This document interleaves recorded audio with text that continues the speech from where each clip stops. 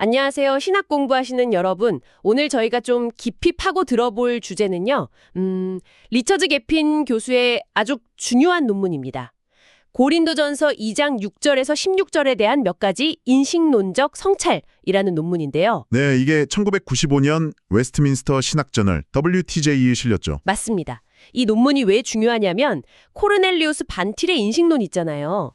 특히 계시가 지식의 유일하고, 그러니까 솔라, 그리고 총체적인 토타, 기초다. 이 주장에 대한 성경적 근거를 좀 탄탄하게 제시하려고 한 시도거든요. 그렇죠. 사실 그 베르카우어 같은 신학자는 반틸 신학에서 성경 주석이 좀 더 결정적인 역할을 하기를 바랐는데 성경적 성찰이 전적으로 부재하다 이렇게 좀 아쉬움을 표현하기도 했어요. 네, 그 지적이 있었죠.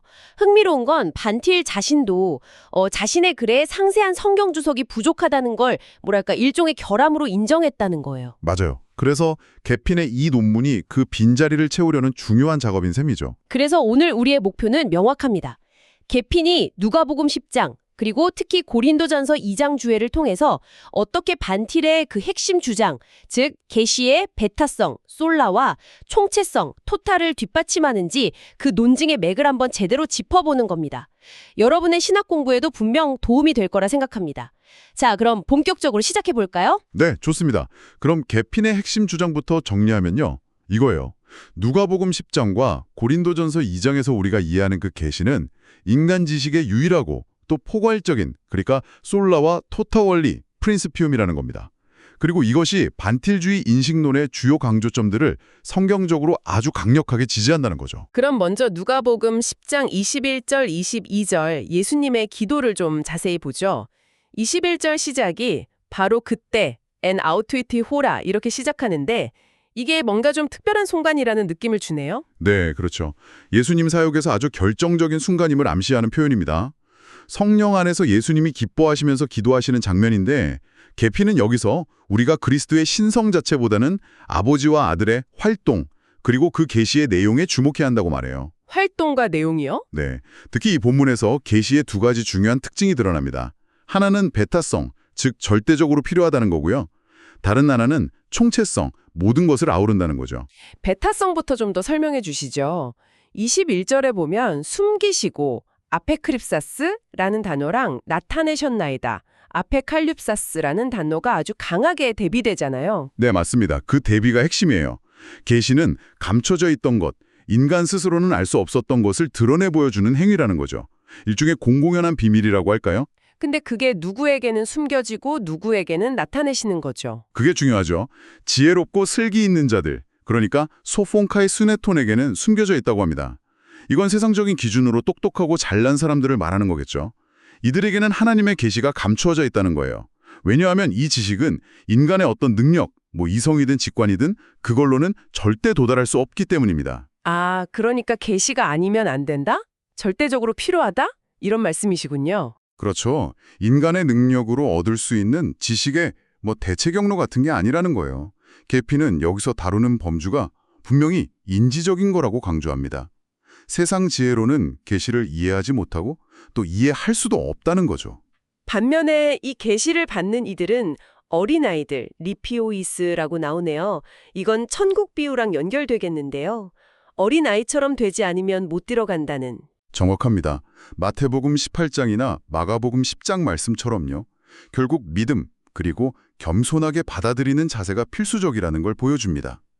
계시의 필연성은 곧 믿음의 필연성과 직결되는 거죠. 아, 그렇군요. 그리고 또 중요한 건 이 계시가 전적으로 하나님의 주권적인 행위라는 점입니다. 인간 쪽의 어떤 조건이나 자격 때문이 아니라 아버지의 기쁘신 뜻, 유도키아에 따른 거고요. 21절, 아들 역시 그냥 계시하는 게 아니라 계시하기를 원하시는 대로 분리테 아포칼립세, 그렇게 하신다는 겁니다. 22절, 아버지와 아들 모두 계시에 있어서 절대 주권적이신 거죠. 네, 그 주권성이 분명하네요. 그럼 두 번째 특징, 계시의 총체성, 그러니까 그 범위는 어디까지인가요? 본문에 이것들, 타우타, 그리고 모든 것, 판타라고 나오는데요. 네, 타우타와 판타. 문맥을 보면요. 누가복음 10장 전체 흐름상 이것들, 타우타는 결국 하나님 나라의 일들을 가리킨다고 볼 수 있습니다. 예수님이 제자들에게 전파하라고 하신 것, 70인이 돌아와 보고한 것, 또 예수님이 기적을 행하신 도시들에 대한 말씀들, 이런 것과 다 연결되죠. 하나님 나라의 일이군요. 네. 그리고 아시다시피 예수님 사역의 핵심 주제가 바로 하나님 나라였잖아요. 근데 이 하나님 나라는 단순히 죽어서 가는 천국이나 개인의 내면적인 경험, 이런 걸로 축소될 수 있는 게 아닙니다. 모든 것을 포괄하는 종말론적인 실제예요. 하나님의 언약 성취의 정점이자 궁극적으로는 에베소서 1장에서 말하듯 만물을 그리스도 안에서 통일시키려는 하나님의 전체 계획과 연결되는 거죠. 부분적인 게 아니라 삶의 모든 영역을 요구하는 그런 의미에서 전체주의적인 실제라고 할 수 있어요. 와, 그렇다면 그 함의가 정말 대단한데요. 인간 지식의 어떤 영역도, 그게 과학이든 철학이든 예술이든 뭐든 이 계시의 범위 밖에 있거나 무관할 수 없다는 거잖아요. 바로 그겁니다. 창조 세계를 정말 지혜롭고 슬기롭게 알려면 결국 어린아이처럼 겸손하게 그리스도 안에서 주어지는 하나님의 계시를 받아야만 한다는 거군요. 창조주와 피조물의 그 근본적인 구별, 그 인식론적 궁극성이 여기서 확 드러나는 것 같습니다. 정확히 보셨습니다. 그래서 계피는 이 누가복음 본문을 통해 계시가 인간 지식의 배타적인 솔라, 동시에 포괄적인 토타, 원리, 프린시피움임을 강력하게 논증하는 겁니다. 이게 이제 누가복음 10장에서 얻는 통찰이죠. 자, 이 중요한 기초 위에서 이제 고린도전서 2장 6절에서 16절로 넘어가 보겠습니다. 계피는 이 본문을 누가복음 10장에 대한 바울의 주석과 같다고 본다는 점이 참 흥미로운데요. 네, 그렇죠. 여기서 핵심 단어는 역시 지혜, 소페아입니다. 고린도전서 1장 후반부터 2장까지 쭉 읽어보면 두 가지 지혜가 아주 날카롭게 대립하고 있다는 걸 알 수 있어요. 네, 그렇죠. 하나님의 지혜와 세상의 지혜. 맞습니다. 하나는 십자가에 못 박히신 그리스도가 대표되는 하나님의 지혜고요. 1.1절 24. 다른 하나는 세상을 기준으로 하는 인간의 지혜 혹은 세상의 지혜죠. 바울은 이 십자가가 세상 지혜를 완전히 어리석게 만들고 전복시킨다고 선언합니다. 1.10 26에서 28. 그래서 자신은 다른 것 다 제쳐두고 예수 그리스도와 그가 십자가에 못 박히신 것 외에는 아무것도 알지 아니하기로 작정했다고까지 말하죠. 그런데 이 본문 해석에 대해서 좀 논란이나 병화가 있었다면서요. 예전에는 헬레니즘 신비 종교나 영지주의 영향으로 보려는 시각도 있었다고요. 네, 불투만 같은 학자들이 대표적이죠. 그런 경향이 꽤 강했습니다. 하지만 최근 연구들은 좀 다릅니다. 이 본문이 오히려 유대교의 지혜 문학이나 묵시 문학 전통에 더 깊이 뿌리 내리고 있고 바울이 그 전통을 가져와서 그리스도 중심으로 아주 독창적으로 재해석한 것으로 보는 견해가 훨씬 우세합니다. 아, 그렇군요. 그럼 2장은 1장의 십자가의 말씀과 동떨어진 내용이 아니라 오히려 그걸 더 깊이 설명하는 거네요. 그렇죠. 단절이 아니라 연속성, 심화, 확장으로 보는 겁니다. 슈툴마허 같은 학자는 7-9절이 6절 하반부를, 10-16절이 6절 상반부를 이렇게 키아짐 구조로 확장해서 설명한다고 분석하기도 하고요. 흥미롭네요. 그럼 먼저 6절에서 9절까지 여기서 말하는 하나님의 지혜의 특징을 좀 보죠. 계피는 이 지혜가 종말론적이라는 점을 굉장히 강조하던데요. 네, 맞습니다. 6절을 보면 바울이 온전한 자들, 텔레이오에게 지혜를 말한다고 하잖아요. 여기서 온전한 자들을 그냥 영적으로 좀 성숙한 일부 신자들로 해석하는 경향이 있는데 계피는 그게 아니라고 봐요. 문맥상 특히 종말론적인 의미에서 구원받은 모든 신자를 가리킨다고 해석합니다. 아, 모든 신자요? 텔레이오가요? 네. 그리고 이들에게 말하는 지혜는 이 세상의 지혜도 아니고 또 곧 없어질 통치자들의 지혜도 아니라고 하죠. 이것은 오는 세대의 지혜, 즉 종말론적 지혜라는 겁니다. 바울 신학의 중요한 틀인 두 시대, 즉 이 세대와 오는 세대라는 구조가 배경에 깔려 있는 거죠. 그 이 세상의 통치자들이 8절에 나오는데 이 지혜를 몰라서 영광의 주를 십자가에 못 박았다고 하잖아요. 이 통치자들이 정확히 누굴까요? 로마 관리들이나 유대 지도자들? 아니면 어떤 영적인 세력으로 봐야 할까요? 계피는 고든 피 같은 학자들의 견해를 따라서 1차적으로는 예수님을 십자가형에 처하게 한 그 역사적인 책임자들, 그러니까 유대 및 로마 지도자들을 가리키는 것으로 봅니다. 그리고 더 넓게는 1장 26에서 28절에서 언급된 세상의 지혜로운 자, 능력 있는 자, 가문 좋은 자들, 이런 부류까지 포함할 수 있다고 보고요. 꼭 악마적인 세력으로 해석할 필요는 없다는 입장입니다. 중요한 건 그들의 실패가 단순히 윤리적인 실패가 아니라 인식론적인 실패였다는 거군요. 바로 그 점입니다. 하나님의 지혜를 알아보지 못했다는 거죠. 알 수도 없었다는 거고요. 여기서 신자와 불신자 사이에 그 인식론적 간극이 아주 선명하게 드러납니다.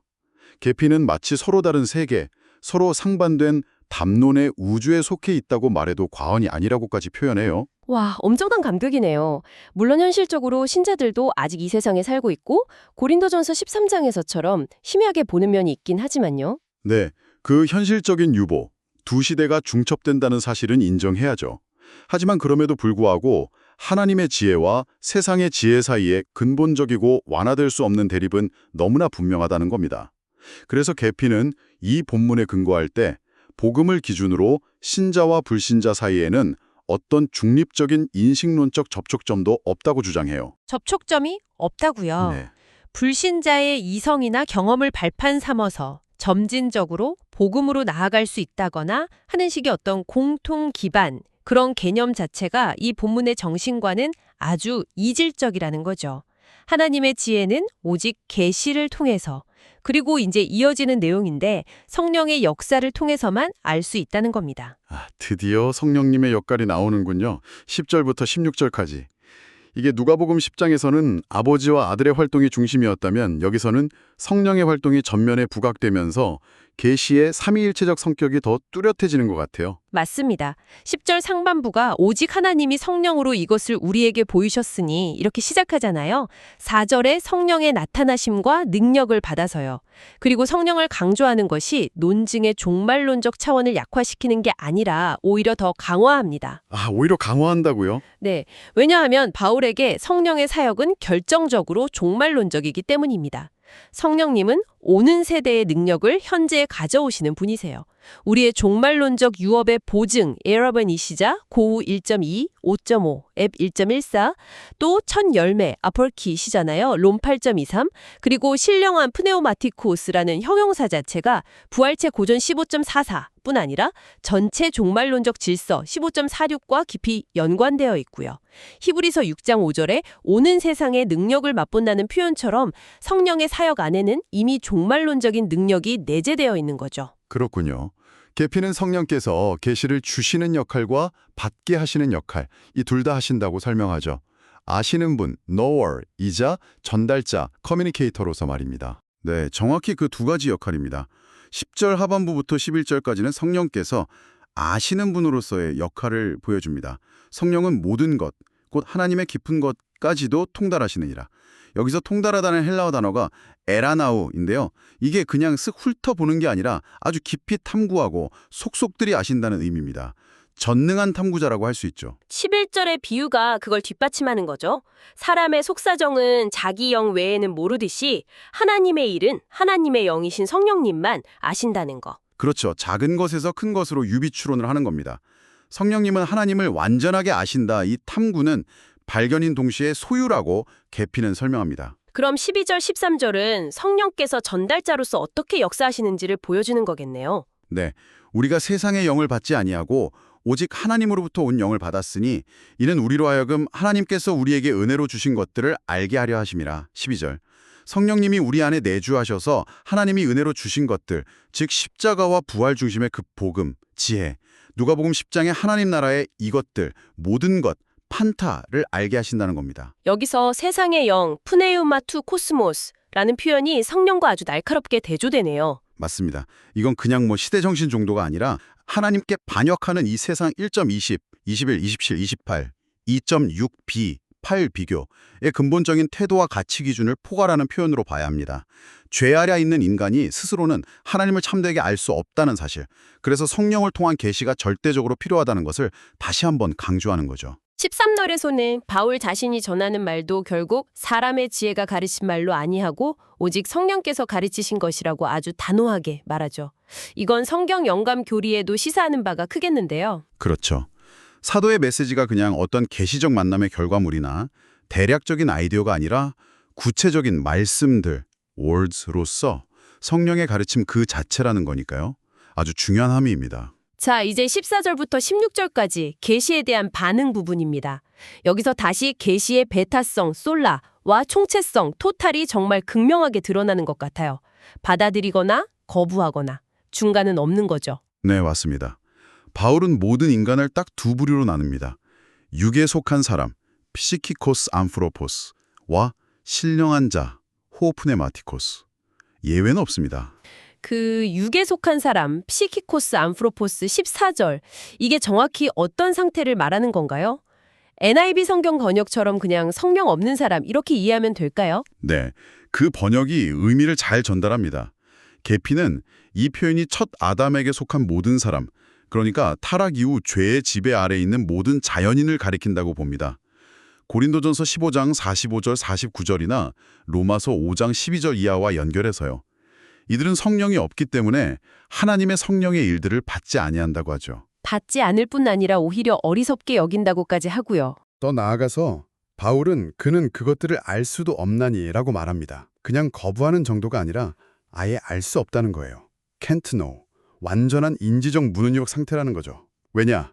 이 일들은 오직 성령으로만 영적으로 분별되기 때문입니다. 여기서 다시 한번 이 세대와 오는 세대, 믿음과 불신앙 사이에 건널 수 없는 인식론적 심연이 드러나는 겁니다. 칼빈이 인용했던 그 유명한 비유 있잖아요.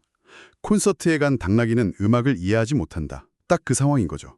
그런데 잠깐 여기서 주의할 점이 있죠. 이 육에 속한 사람, psichikos는 고린도전서 3장에 나오는 육신에 속한 자, 사르키노이스나 육신적인 자, 사리키와는 좀 다른 개념이라고 계핀이 강조하던데요. 네, 그거 아주 중요한 구별입니다. 꼭 짚고 넘어가야 해요. 3장에서 바울이 고린도 교인들을 향해 너희는 아직 육신에 속했다. 살키노이스, 사리키고 고 책망하는 건 그들이 신자임에도 불구하고 여전히 죄의 영향을 받아서 분쟁하고 시기하는 등 그리스도인답지 못한 미성숙하고 비정상적인 행태를 보이는 것을 지적하는 겁니다. 그리스도인을 영적인 그리스도인과 육적인 그리스도인 이렇게 두 등급으로 나누는 근거로 삼으면 안 된다는 거죠. 반면에 2장의 육에 속한 사람, psichikos는 근본적으로 성령이 없는 불신자 상태를 가리키는 거고요. 네, 그 구별이 중요하군요. 그럼 반대로 신령한 자, 호프네우마티코스 15절는 성령께서 내주하시고 조명하시는 모든 신자를 가리키는 거네요. 성령으로 말미암아 육에 속한 사람이 할 수 없는 것, 즉 하나님의 계시를 분별하고 참되게 이해하는 능력을 받은 사람들이고요. 맞습니다. 신자는 성령의 역사나는 계핀의 표현을 빌리자면 일종의 닫힌 원, closed circle 안으로 들어온 사람입니다. 그리고 이 신령한 자는 모든 것, 판따를 분별한다고 15절에 나오는데요.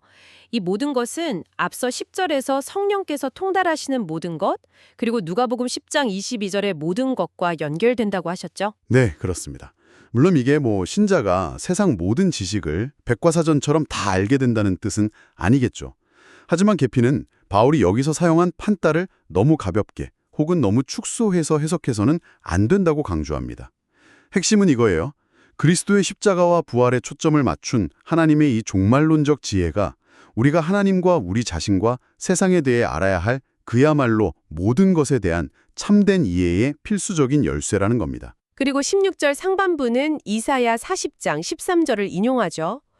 누가 여호와의 영을 지도하였으며 이건 하나님의 그 누구에게도 의존하지 않는 주권적이고 측량할 수 없는 마음, 누스 키리우를 상기시켜는 강력한 구절이고요. 네. 그리고 나서 그 유명한 결론이 나옵니다. 16절 하반부. 우리가 그리스도의 마음을 가졌느니라. 누스 크리스토. 성령님을 모신다는 것 12절은 곧 그리스도의 영을 모시는 것이고 롬 8.9. 따라서 우리는 그리스도의 마음, 즉 그리스도의 생각과 관점, 그 누스를 갖게 된다는 놀라운 선언입니다. 와, 그리스도의 마음을 가졌다니. 네. 이건 골로새서 2장 2, 3절에서 그리스도 안에 지혜와 지식의 모든 보화가 감추어져 있느니라고 한 말씀과도 정확히 통합니다. 그 누구에게도 의존하지 않는 하나님의 궁극적인 지혜와 성령을 통해 우리 신자들에게 주어진 그리스도 중심의 복음, 지혜 사이에는 이렇게 깊고 포괄적인 연관성이 있는 거죠. 고린도전서 3장 마지막 부분의 그 웅장한 선언, 만물이 다 너희 것임이라. 너희는 그리스도의 것이요 그리스도는 하나님의 것이니라. 3.21에서 23는 말씀도 이런 맥락에서 이해할 수 있습니다. 보면 계피는 고린도전서 2장이 보여주는 핵심 관점이 이거라는 거군요. 성령께서 가르치시는 그리스도 안에 있는 하나님의 구원적 계시야말로 하나님 자신과 그의 창조 세계, 말 그대로 모든 것, 판타를 올바르게 이해하는데 필수 불가결한 유일한 열쇠다. 올바른 지식은 곧 구원하는 지식이고 그 외의 모든 지식은 궁극적으로는 오해이거나 왜곡된 지식일 뿐이다. 이런 강력한 주장이네요. 네, 그렇습니다. 그리고 15절 하반부에 나오는 그는 아무에게도 판단을 받지 아니하느니라는 말씀에 대한 개핀의 해석도 주목할 필요가 있어요. 이게 흔히 오해되듯이 신자가 제멋대로 생각하고 행동해도 되고 누구의 비판도 받을 필요 없다는 식의 그런 신앙주의적 자율성이나 개인주의적 독립을 말하는 게 절대 아니라는 겁니다. 그럼 어떤 의미인가요? 문맥사랑 이것은 신자는 오직 하나님의 계시와 함께 역사하시는 성령, 그리고 말씀과 성령의 그 깨트릴 수 없는 연합에서 합법적으로 파생된 권위 외에는 어떤 다른 궁극적인 권위, 예를 들면 인간적인 권위나 세상의 지혜 같은 것에 예속되지 않는다는 의미로 해석해야 한다는 거죠. 다시 말해 성령의 주권적인 활동이라는 그 닫힌 원 안에 있는 현실을 표현하는 것이라고 봅니다. 바울에게 있어서 이렇게 성령께 메인바되는 것이야말로 인간이 알 수 있는 유일한 참된 자유요, 온전함이라는 역설적인 진리입니다. 로마서 6장의 죄의 종과 의의 종 비유를 생각해보면 이해가 되실 겁니다. 아, 네. 이해가 됩니다. 자, 이렇게 개핀의 논증을 쭉 따라와 보니까요.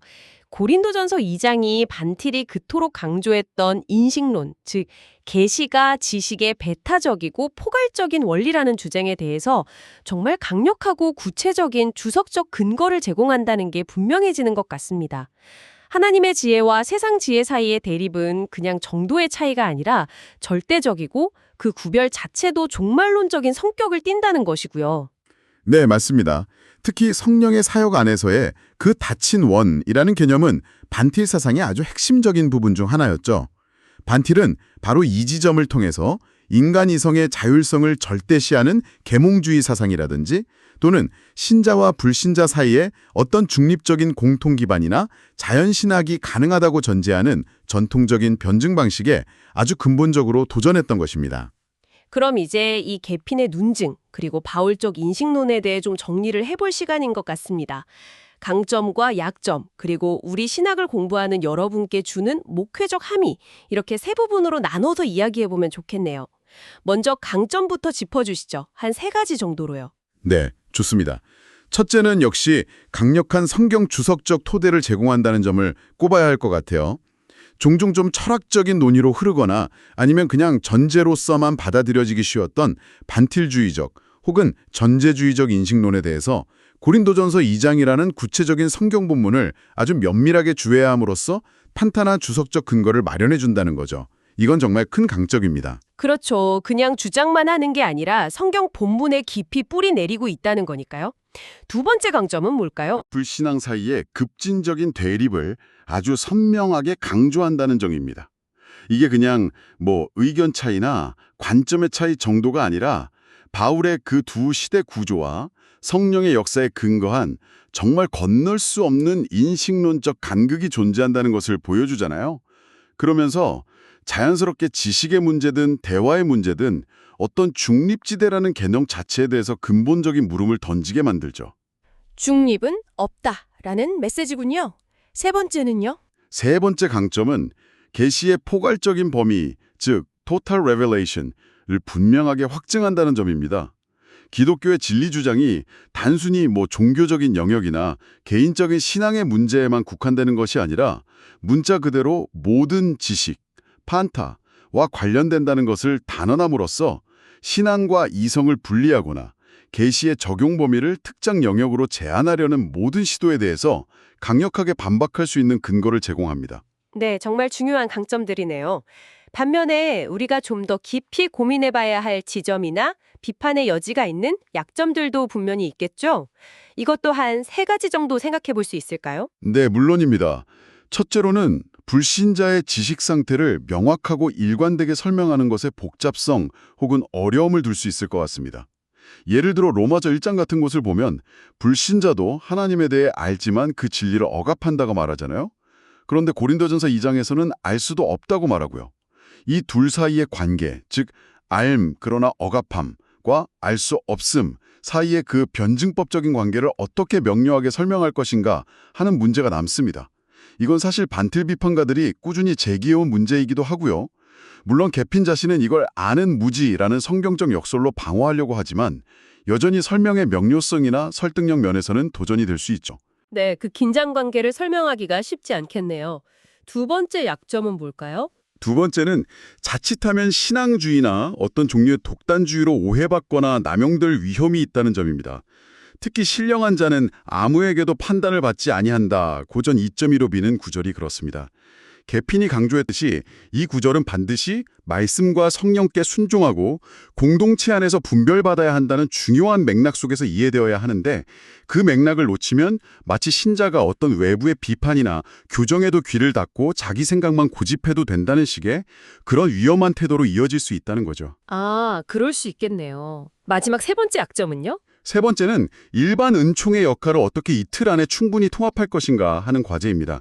신자와 불신자 사이에 그 인식론적 대립을 워낙 강력하게 강조하다 보니까 하나님께서 일반 은총 가운데 불신자들에게도 허락하시는 어떤 지식들, 예를 들면 과학, 기술, 예술, 윤리 등 여러 영역에서의 성취나 그들의 기능적인 능력들을 어떻게 이 두세 개 혹은 다친원이라는 틀 안에서 충분히 설명하고 긍정적으로 평가하며 통합할 것인가 하는 문제가 남습니다.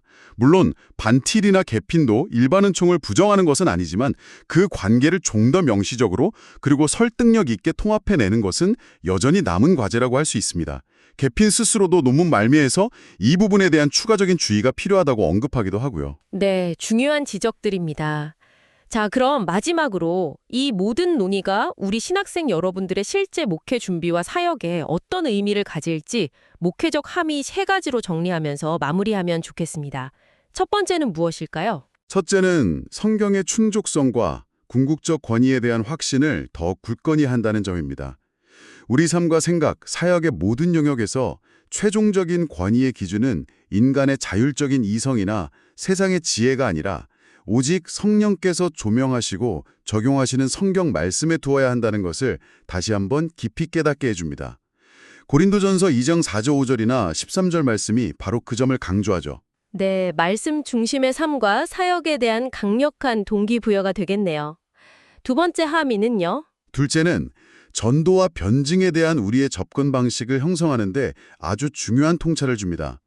비신자를 대할 때 그들이 단지 복음을 거부하는 것만이 아니라 성령의 역사 없이는 복음 진리를 이해하는 데 있어서 본질적인 인지적 한계, 즉 무능력을 가지고 있음을 인식해야 한다는 겁니다. 따라서 단순히 중립적인 이성적 논증이나 증거 제시에만 의존하기보다는 담대한 복음 선포와 함께 성령의 조명하시는 역사가 절대적으로 필요함을 강조하게 되는 거죠.